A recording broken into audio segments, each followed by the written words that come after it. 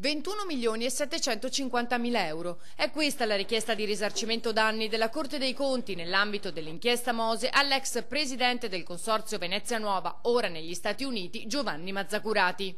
La Procura sa delle condizioni, appunto, dell'età, delle condizioni di salute precarie dell'ingegner Mazzacurati, ma è stata costretta ad intervenire perché, come sapete, l'ingegner Mazzacurati aveva conferito una procura per ottenere, aveva anche ottenuto un decreto ingiuntivo per ottenere il saldo di 1.100.000 euro circa della liquidazione che lui aveva ottenuto come a titolo di, appunto, buonuscita, delle quali l'ammontare complessivo di 7 milioni di euro, 5 milioni di euro li aveva già, appunto, incamerate, e a nostro avviso questo importo residuo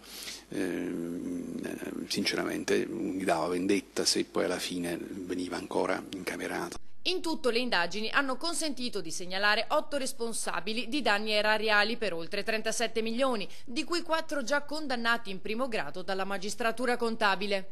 Abbiamo messo in campo, un'azione trasversale con tutti i profili che ineriscono la Guardia di Finanza come polizia economico-finanziaria, quindi le indagini penali, i sequestri penali relativamente ai reati commessi e intercettati, le attività di polizia valutaria per le somme, le tangenti che sono passate di mano in mano con importi sopra limiti. La somma di 21 milioni e 750 mila euro equivale all'ammontare del prezzo del reato, ossia le tangenti incassate da Matteoli, Spaziante, Chisso, Galan. Non dimentichiamoci che sono risorse finanziarie pubbliche che derivano dalla tassazione dei cittadini veneti, insomma.